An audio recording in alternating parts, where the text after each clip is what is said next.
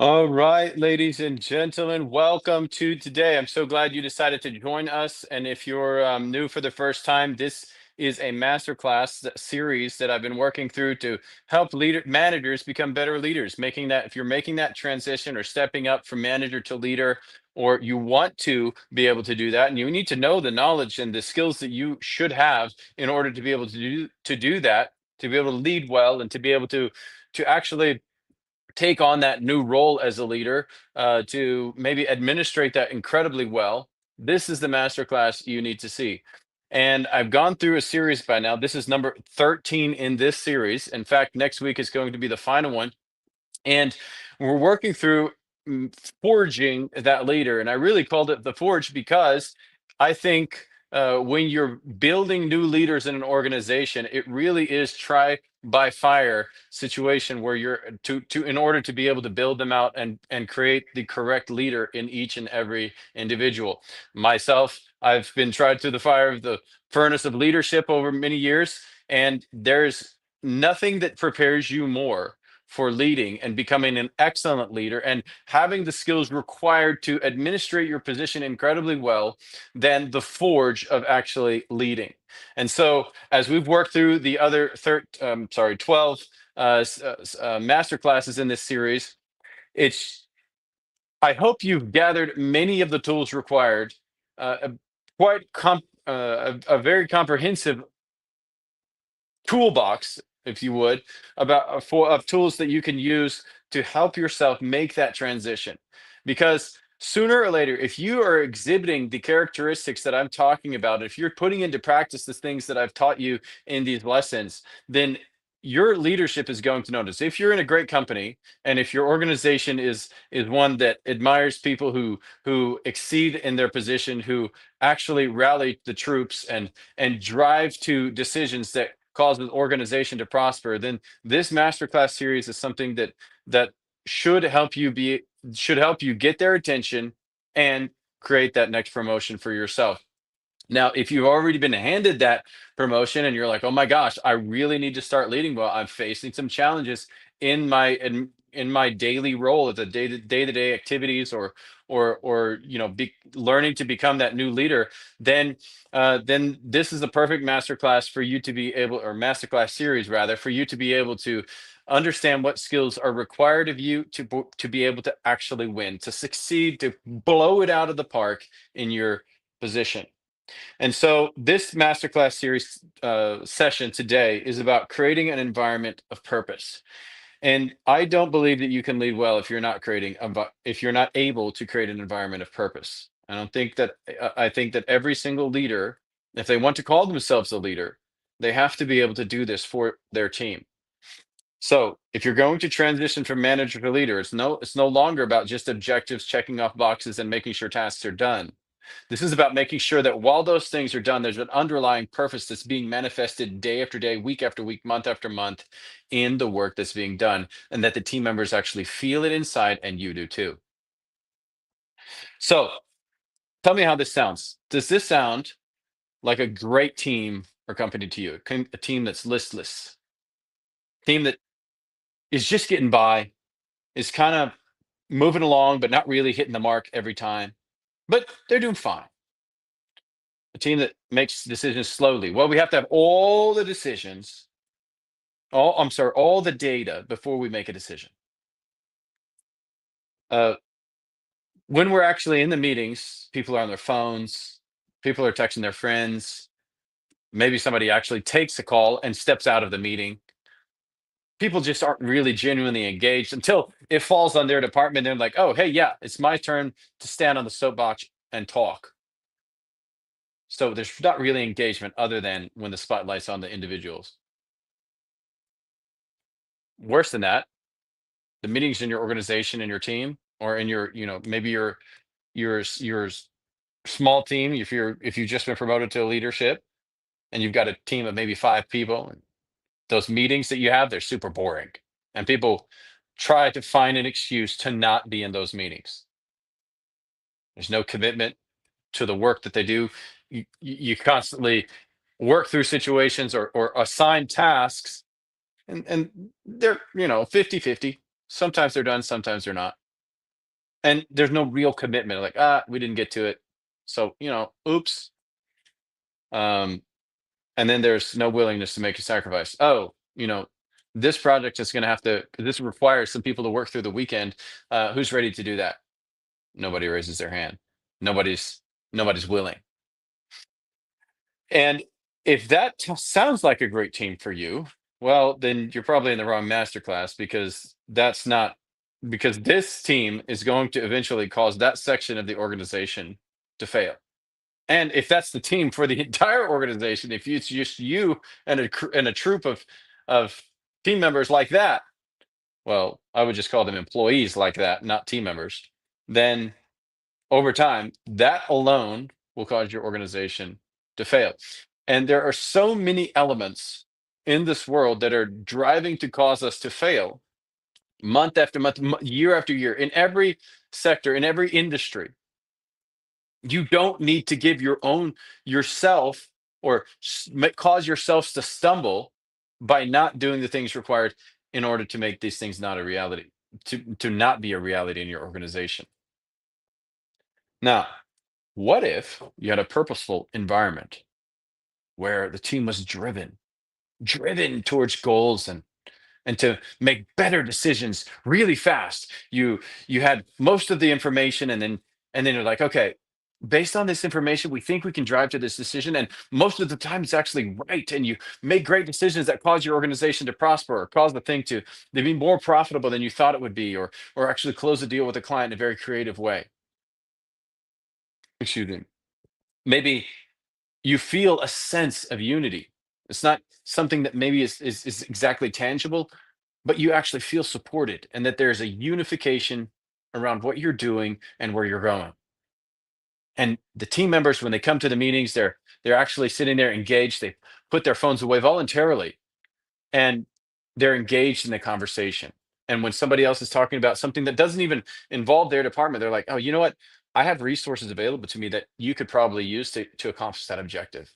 And they're ready to be engaged and offer those, sacrifice them immediately without question. Like, yeah, we can help each other with that, and let's drive forwards, and let's move the needle, and let's make let's make the next thing happen. And the meetings get exciting. You're actually excited to go to the meeting. You're actually like, oh my gosh, I get to go to this meeting, and we're going to make some cool decisions today that are going to change the trajectory of the organization. Or we're having a strategic offsite. It's going to be awesome, because I know we have some really cool things that we're working on for the next period. Or we're actually going through a really challenging time in our company, and we need to rally the team, and we need to focus on the things that are actually going to drive revenue for this next 2 months, so that we can actually pull ourselves out of this grind. You know, that means the team members are actually committed, and they're actually engaged, and they're willing to make the sacrifice. You know what? We might have to work. We have to do a swing schedule, and actually maybe even works on a couple of the weekends. Who's willing to do that? Because we have to work through this challenging period, and if we don't work through it, we might, it could really be detrimental to how successful we are this year. And I'm not saying every weekend, but I'm saying willing, if required, when required, because ultimately in business, sometimes that will be required. Are they willing? And then we have a constant manifestation and attention to the results, not just the objectives, not just the tasks, but the actual results in the organization that drive our success. And that type of an environment is something that a leader has to cultivate. So, this masterclass is about how to create a purposeful environment. So, how you as a leader set out and do that. And this is the number one skill that a leader must master when they're transitioning from manager to leader. So many people are promoted into leadership positions because they're good, because they're a freaking rock star, and they're good. And so they got promoted into this position, and all of a sudden they're like, well, I was really good at that because there was a whole bunch of task objectives, and I understood the clear road to results. But in this leadership stuff, it's kind of not. It's kind of squishy. There's some stuff that's not so clear, and I'm not really good at some of the tasks required, some of the work required to be able to perform well in this position, and they find themselves lost. And this is the number one skill I'm looking for when I'm growing a new leader, is, are they able to cultivate a purposeful environment in their section? Are they learning the skills to do that? Because you're going to actively see them work through and administrate those skills if you are a senior leader promoting or looking to promote a younger leader. So if that's you, make sure that the team member that you're interested in promoting, that candidate is able to master creating a purposeful environment in your team. If you don't, you'll wish you had never promoted them. Now, who am I? If you're new to this channel, if you're new to watching this master series, my name is Jason Ellinger. I'm an entrepreneur. I've been an entrepreneur in the entrepreneurial space for about 20 years and leading in different capacities. I own the company Taika Translations and TVP Team. You can review taikatranslations.com to see who we are there, and we actually have a separate YouTube channel for all of that. So please go like and subscribe there. And we provide translation, interpretation, digital services to people all around the world. And I've been leading in some capacity for the past 20 years in promoting people, developing leaders, growing teams, driving towards results, building multi-million dollar companies. And all of these things have given me the wherewithal to be able to deliver this content to you today. So after I have this meeting, I will actually go to do a task or work through a meeting with a team member. I will maybe create some reports, or I will actually put the slides together for our staff meeting, for the meeting that's coming up on Thursday.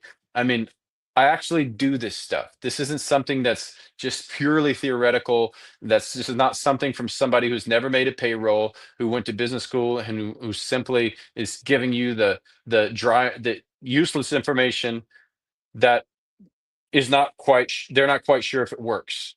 They read it somewhere, and they read all of the theories around it and how it played out some some kind of man, I'm losing the word for it. What am I talking about? What am I talking about? I'm losing the word for it.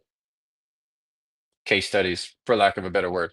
They read about it in some case studies somewhere and said, okay, well, this is the theory, this is how the case study worked out, and that must be how it applies. This isn't any of that. This is somebody who's actually been in the furnace of leading, of building business, building multi-million dollar business over the past 20 years, working in different industries and different sectors, leading teams, growing teams, engaging teams, and actually getting stuff done.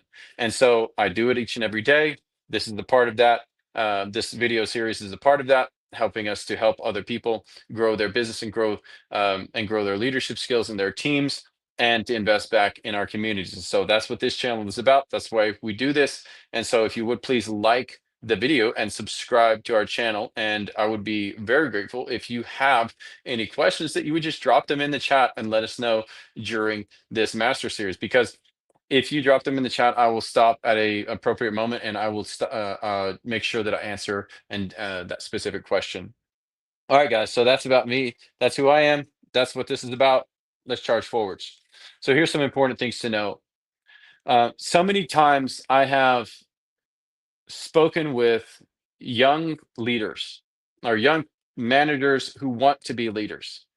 And they're like, well, all of that purpose stuff, all of that inspiration stuff is just fake. You're trying to get people to do work so that the business doesn't fail, so that you can continue to make money, and so that it's just all for money. And I I have to address that, because so many young people make that mistake, that a leader is only preaching about the vision of their organization because he's he only cares about himself, and that's completely not true. Um, if you are fake, people will intuitively know, and I would grant you that there are many companies out there that are kind of fake, and that they actually do that stuff in order to kind of charge their team forwards into something, and keep them inspired because someone somewhere said that they should do that. But in real talk, that is, if you are fake, people will know it. But I want to tell you, if you're a young leader out there and if you're making that transition, it's not fake at all. It's really and truly genuine, and it's for the good of every single member of the team and for the organization as a whole. And you should you have to work you really have to work to get over that mentality sometimes that, well, it's just they're just doing it because it's fake. Sometimes it feels a little cheesy at first, and I guarantee you, as you initiate the practice of it, as you become a leader and you get promoted into those positions, you will start feeling that very beginning when you're doing it the first 3 or 4 or 20 times, it's kind of cheesy until you actually get the hang of it and internalize what it means and what it does for the organization, for everybody on the team, and what a powerful level of service it is to everyone in the organization. Then you will actually see a much greater value for what we're talking about today.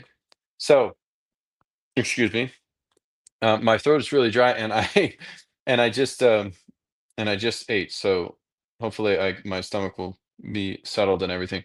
All right, so work must be about more than money. This is something that I think when you just get into the work sphere, or maybe you just get out of high school or just got out of college and you move into your career or into an industry that you maybe never have been involved in before, or maybe that you studied for and now you all of a sudden you move into it, and you start doing the work there, it has to be more about more than just money. And so many people, they get into a career to make money, and while that might be okay at first, while you might need to just pay the bills at the very beginning of your work experience, and maybe you are delivering pizzas, or maybe you are serving tables just to get by, to get your feet, just get on your feet, then that is, there's no shame in that. That's a part of life that can happen. But I've seen very, very good restaurants that have incredible waiting staff and an incredible vision and incredible purposeful environment. So wherever you are, there is an opportunity to work for more than just money. And I want you to really internalize that, because so many people are out there today and that's all they work for is money.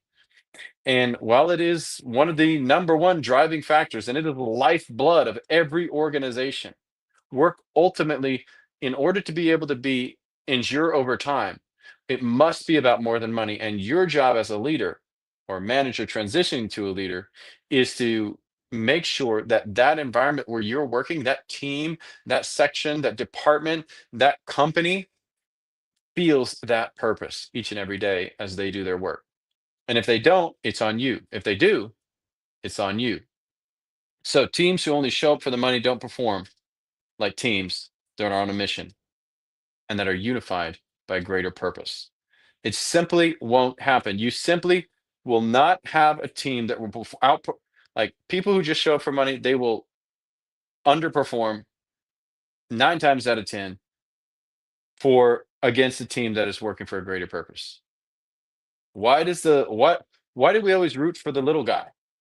Is because that guy has the heart and he has to prove something, and he's willing to overcome any obstacle, even significant inferiority, to win.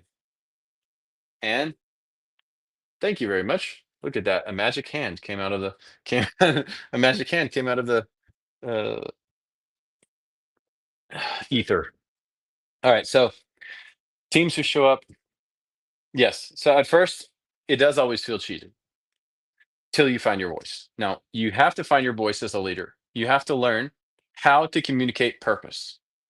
But once you find your voice, it gets easier and easier and easier. Once you learn how to communicate it, it gets easier and easier and easier. And I'm going to talk about how to do that as we work through the content today. All right. This is why leaders exist. Leadership is one of the highest level of service to your fellow man. I want to make sure that you understand that when I say leader, I don't say servant leadership. And the reason I don't like that term is because I really don't think there is any other type of leadership out there. There's no other type of leadership in the world other than servant leadership. Now you can be a czar or a boss or somebody who has holds a position, but you're not a leader, because a leader is always servant oriented. And so leadership exists to serve people by making sure they understand that what they're doing has ultimate powerful purpose and it's making a difference in this world. If you really want to lead well, most of the time you will be giving far more than you will be getting. Now, why do those executives get such big paychecks?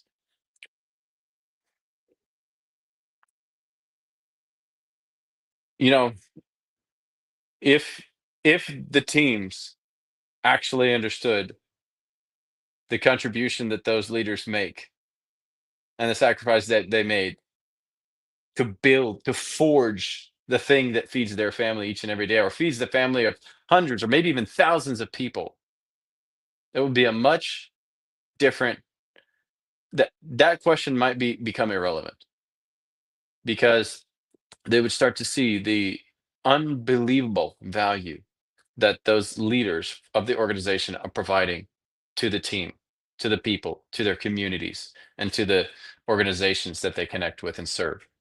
And so leaders exist to serve our fellow man. That's why we exist. That's why we're even needed.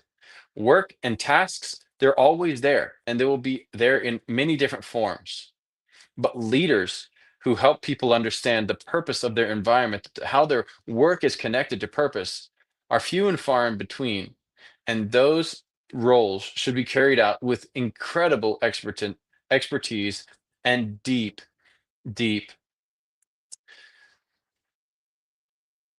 for let's see, what is the best word to use for this?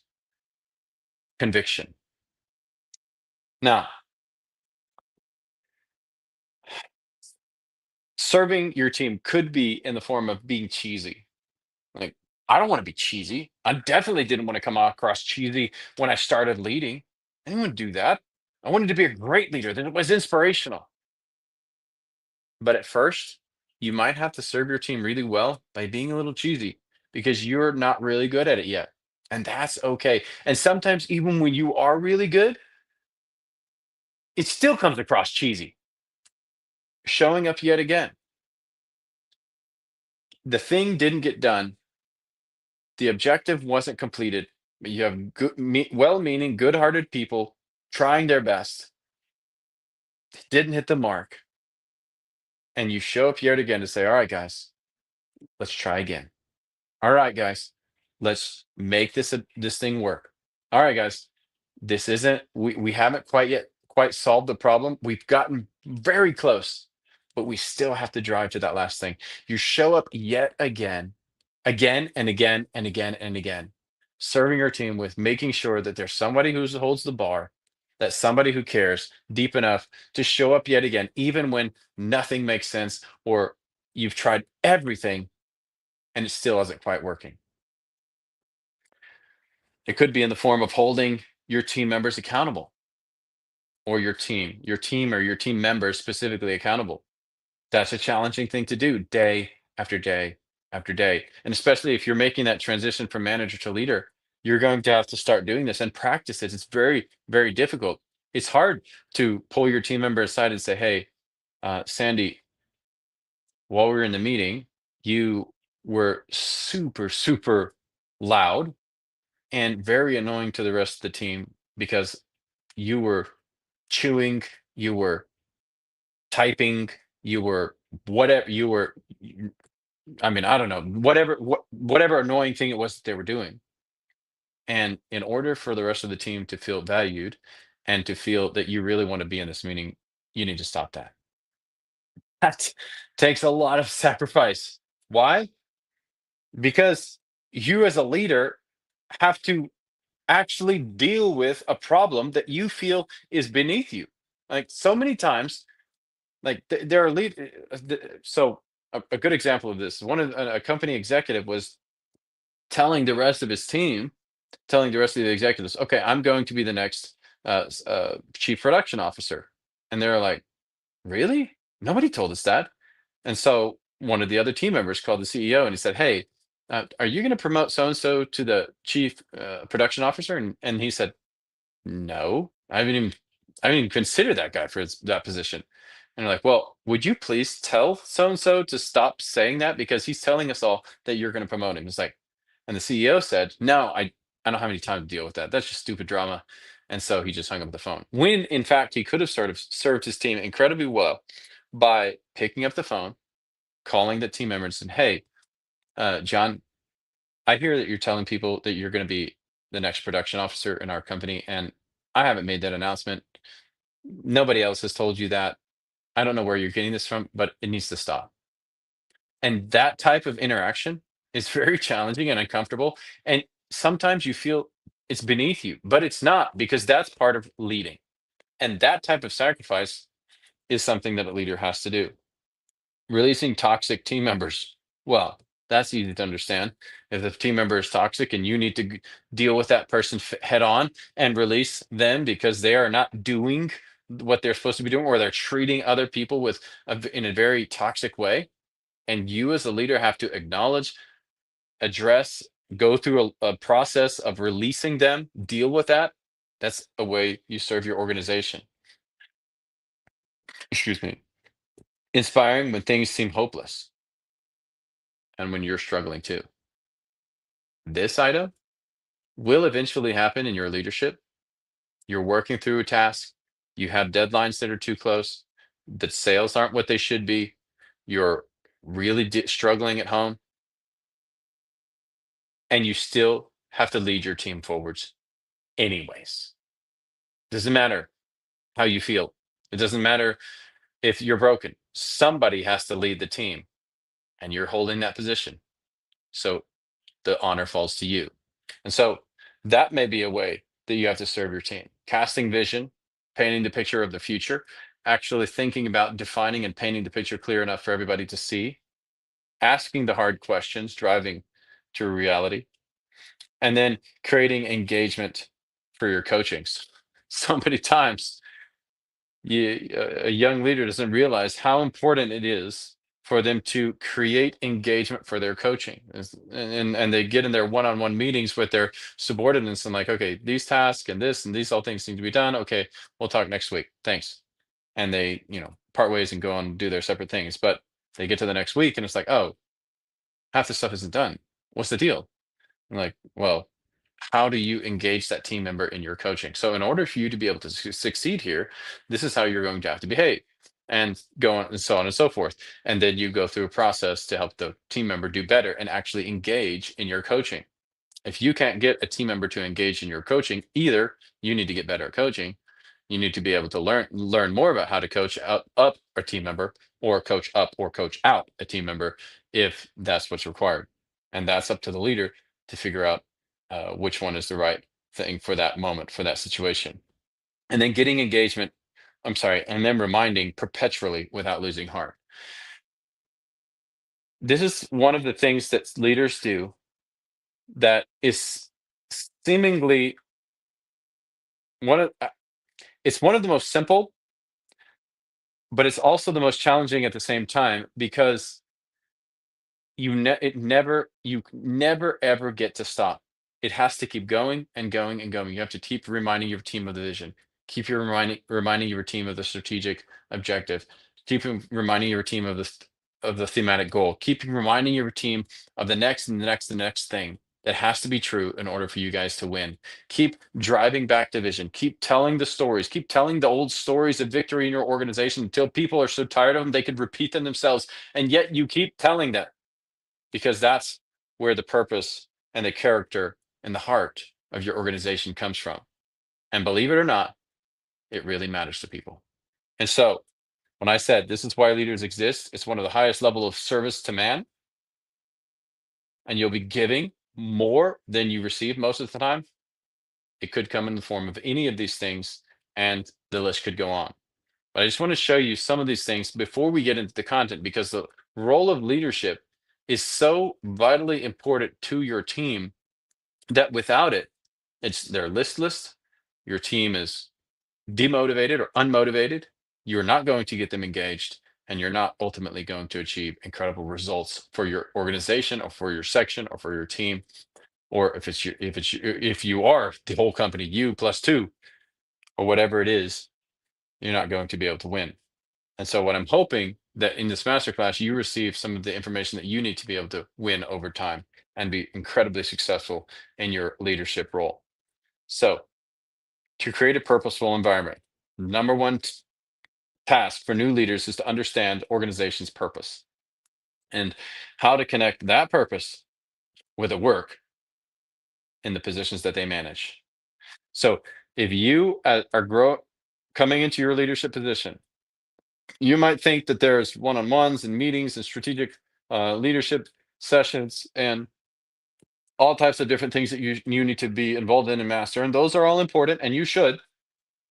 But the number one task for so many leaders, for all leaders, as you're making that transition, that you must learn in order to create a purposeful environment, is that you have to learn how to connect the purpose and the mission of the organization to the work that people do, the work that they do in the positions underneath you. If you don't, you will be ineffective as a leader. You will not be as effective as you could be, and the organization will suffer because you are not exhibiting the skills required, or you're not inspiring the team in a way that drives them forwards in their work and in the organization's purpose. Now, there's a caveat to this. If you don't love the purpose of the organization that you work for, or leadership has no desire for any purpose other than making money, then go find an opportunity in a company that you do. Now, it might not be just like cut ties and go, but it might be that you cannot engage with the purpose of that organization, or they have no purpose other than making money. And you do need to make the step to go find a company where you can live out a greater purpose and a greater mission and calling in that work. Now, not every organization has made that perfectly clear. If you talk to your leadership and they're like, "Oh, well, we haven't really defined all of that yet, but we really need to," so that's a really good sign, and maybe you can help them engage in that. Maybe you guys could take and go through some of the masterclass videos together, and that I've created prior to this one, that can help you also identify how to do that. But um, if you're in a position or in a company that has no other purpose than just making money, and you want to be a great leader in that organization, and you then you need to be able to latch on to that and drive forwards. And if they have no great purpose, well, then you're going to have to go find another organization that does. So that means you have to take that step, because you can't just change the company and inject purpose into the company, because you're going to come across super fake, and probably most of the people there won't really care. But if you actually get into a great organization that has a deep sense of purpose, mission, and a drive for doing something greater, and as they go about this, creating this economic engine that does support that mission, then then you have an organization where you can create a purposeful environment. So I just want to give you that piece so that you don't feel guilty if your organization has zero purpose whatsoever other than making money, that you all of a sudden start to try to create it, and it's not really the purpose of the organization. Okay, so if you're a manager going to a leader, it probably means that there are leaders over you, and they should be able to help communicate a lot of the purpose of the organization. So the most mature leaders that I have ever seen learn what their organization's purpose is, and they relay that to the team constantly in every appropriate interaction. Now, how to apply your company's purpose. Step one, create your personal leader playbook. Now, if leadership is on point, they will provide much of the content of this playbook to you. You'll be able to sit with your direct leader and say, "Hey, I need to create the answers to these questions so that I want to be the best leader in my organization that I possibly can be. And I need to answer these questions. We'll talk about them in just a minute. Hold on your horses." But they will have the answers to most of those questions. Maybe not all of them, maybe not perfectly, but they will have the answers to almost all of these questions. And this playbook, is to help you keep on track with your leaders and remind you daily and weekly, so that you can drive clarity and consistency for your team. Now, share or review this playbook with your leaders. Make sure you answer the questions correct to make sure you answer the questions correctly and that you are aligned. If you just create a playbook and you think that this is the answer, these are all the answers, without reviewing that with your leadership, and it's come to find out that it's not even close, you're going to shoot yourself in the foot, and you're going to cause a lot of unnecessary drama. So make sure you review your playbook with your leader. And if you want to, anyone wants to hear more about the how to create core values, how to work on a company mission and vision, and all of those things for the organization, send them to our channel. Tell them to like and subscribe, and I will help them with those things. All right.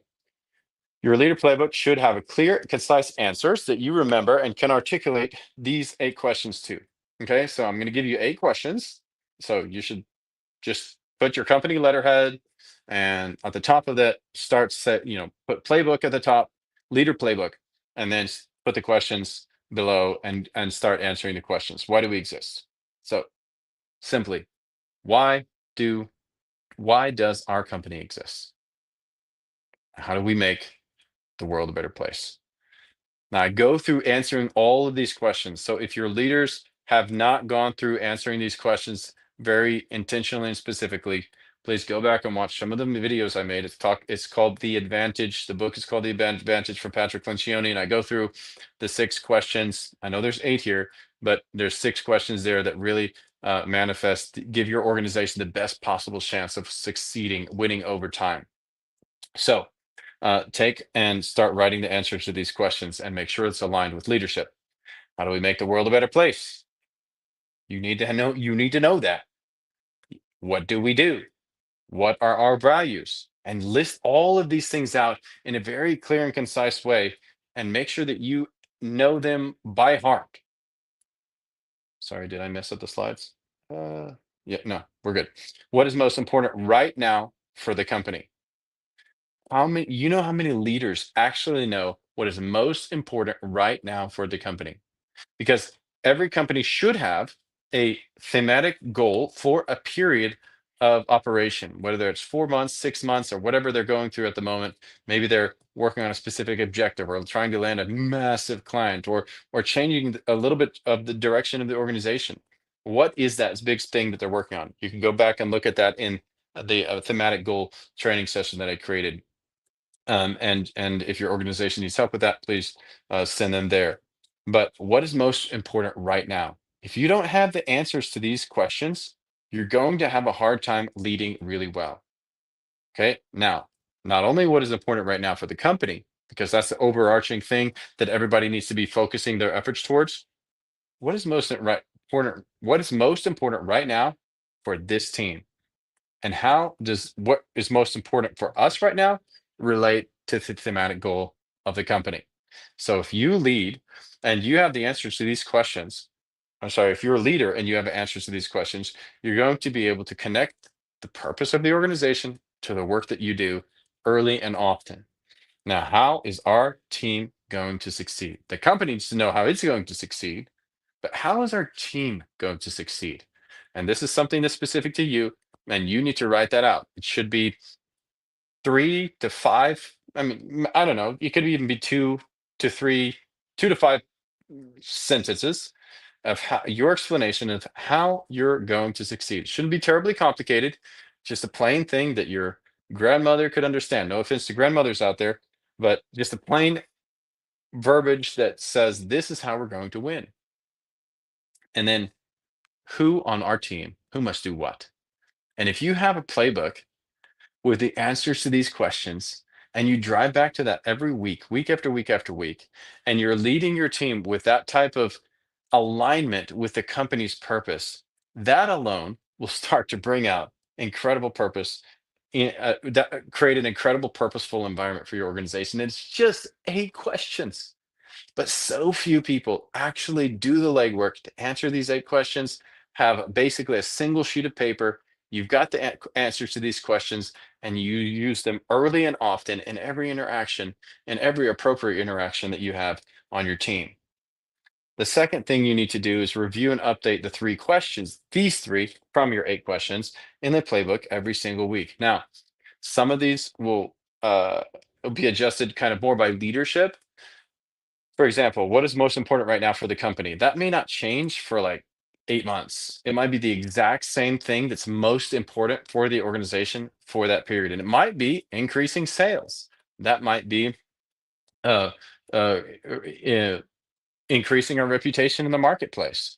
That might be improving production. That might be something, whatever it is in the organization, but everything in the organization should have some tie to that thematic goal.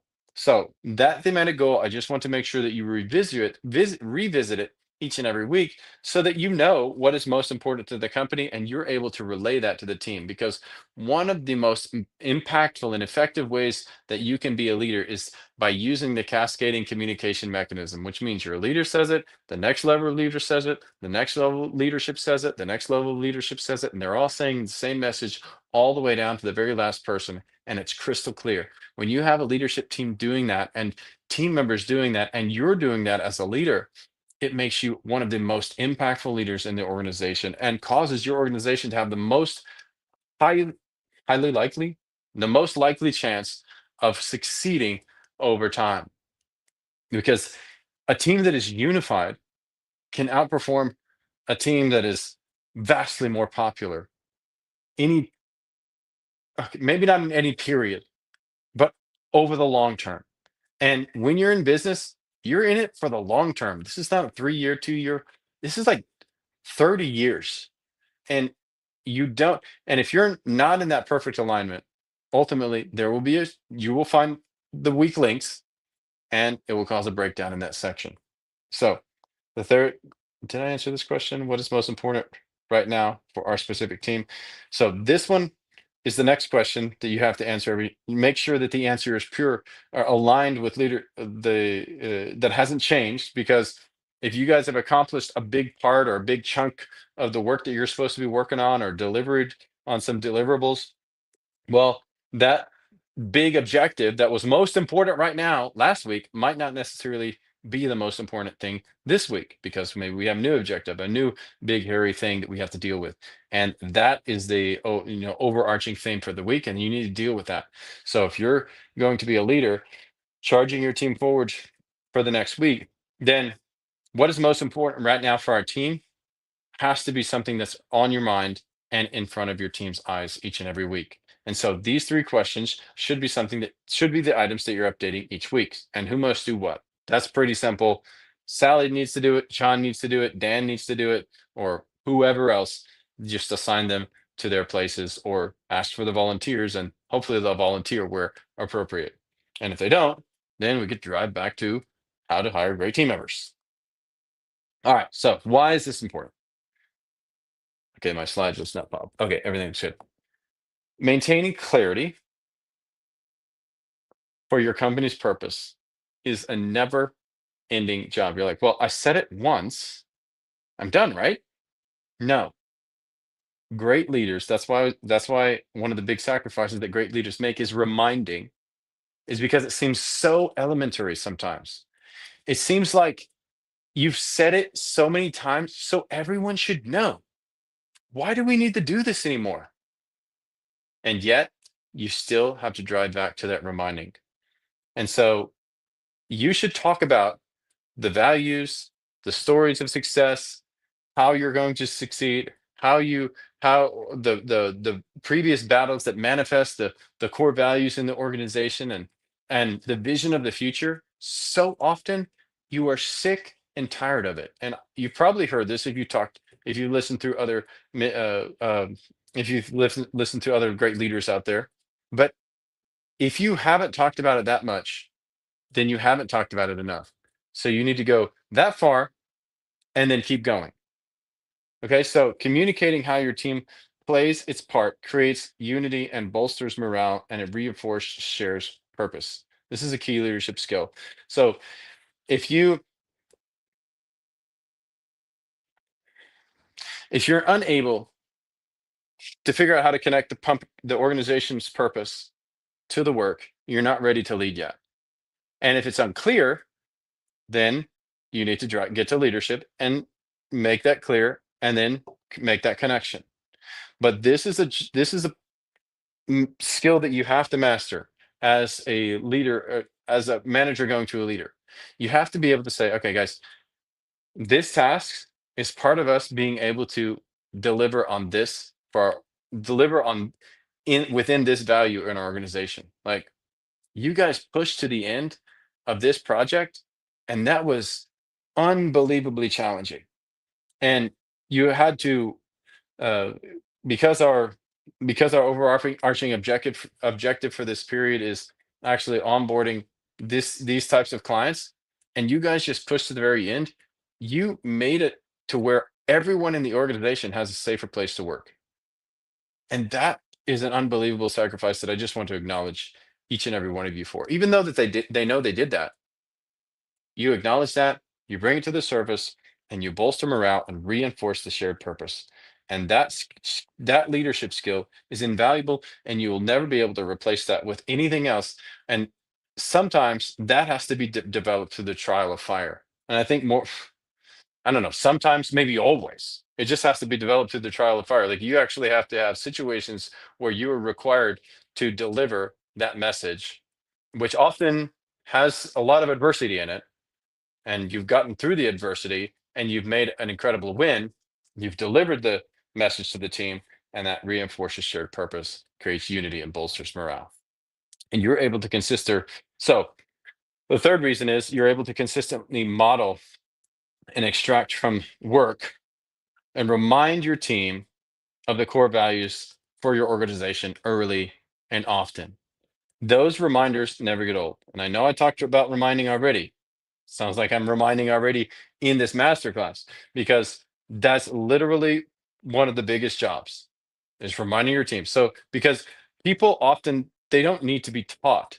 They just need to be reminded, because they're not evil, but a lot of times they just need to be reminded about the things that are important and what's really valuable for the organization, how you're driving forwards, and how you're going to win. Now, third, playbook application. As you run your weekly meetings, reinforce the value, and do a brief reminder of the company's thematic goal. Whenever you're working through your team meetings, as you start to, I mean,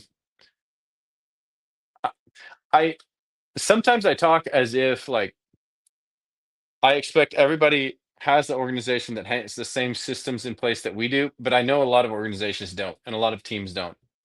And I think they should, but many of them don't.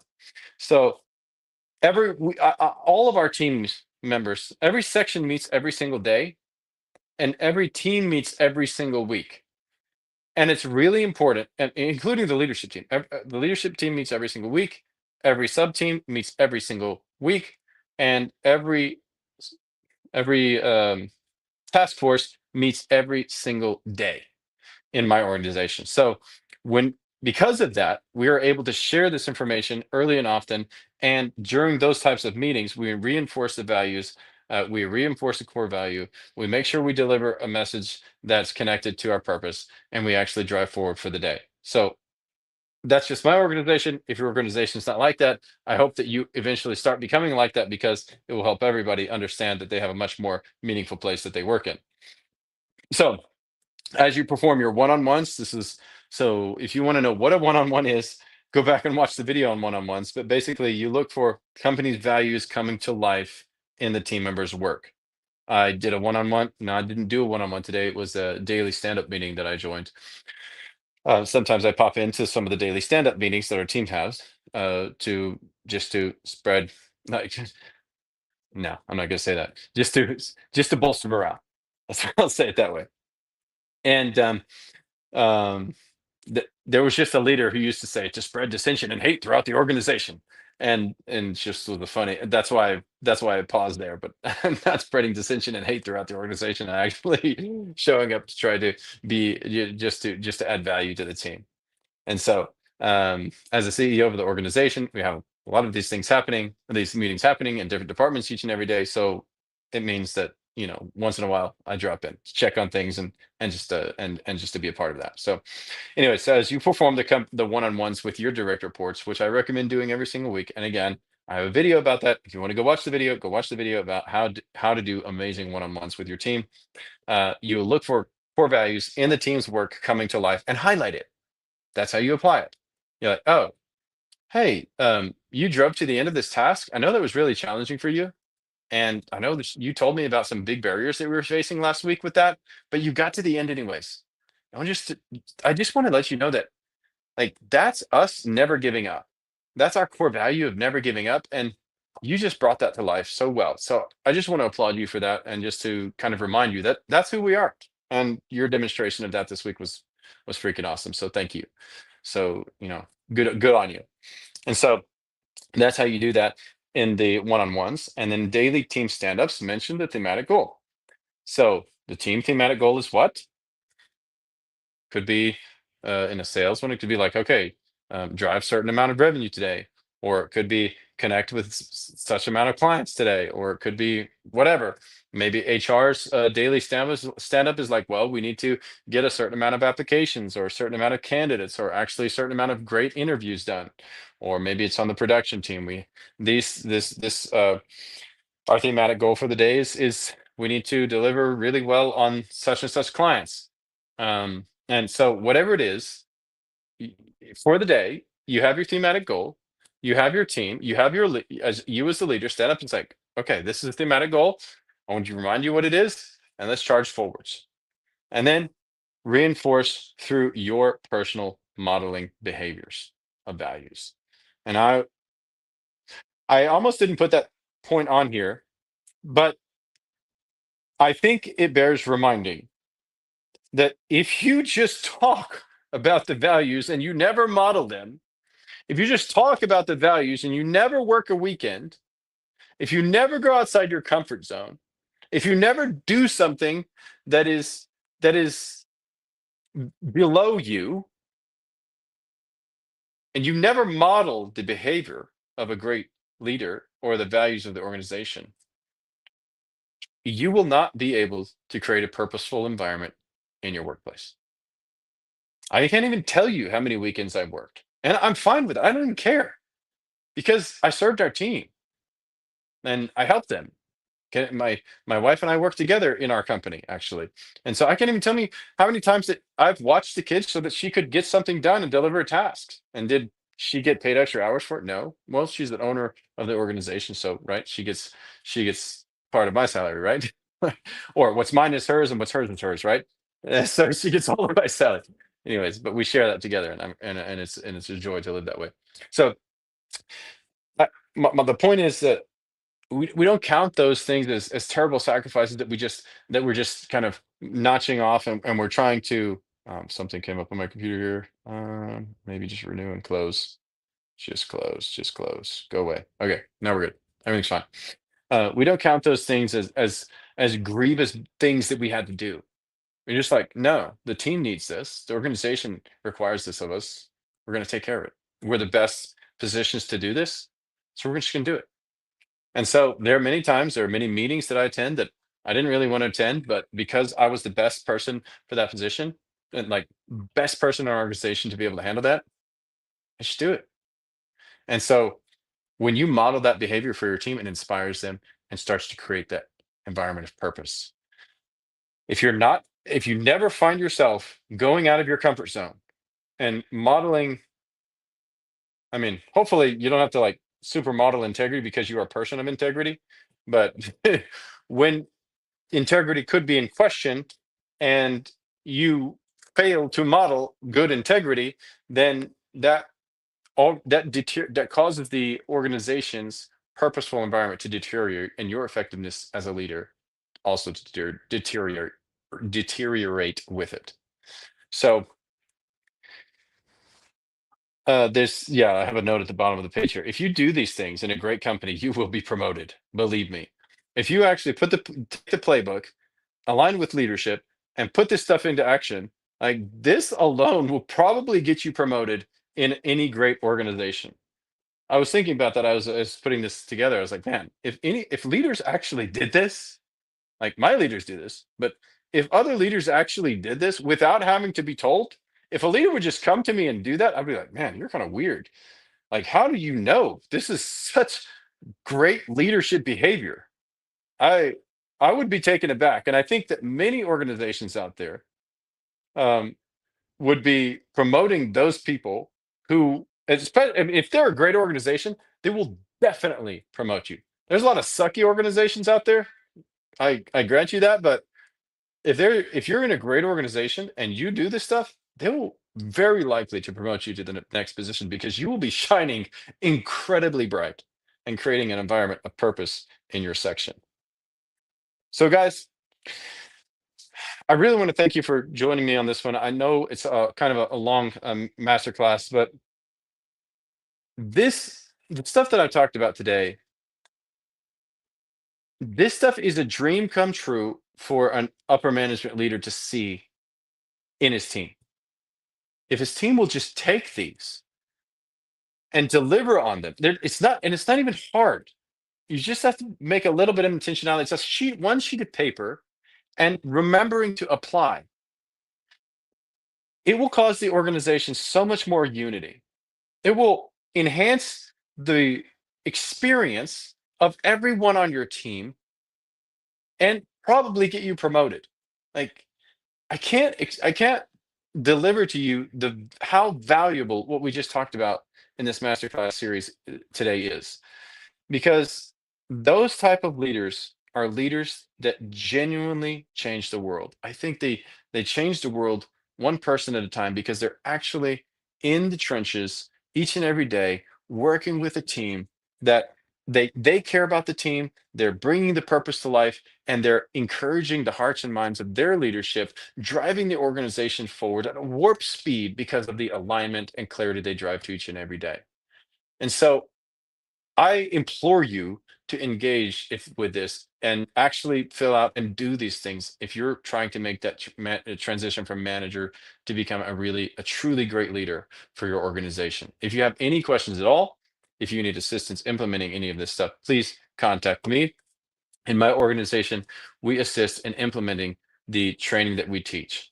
And so, the next masterclass next week, because I'm in the same time, same place every Wednesday, um, I'm going to be talking about, going to be bringing this series to a close.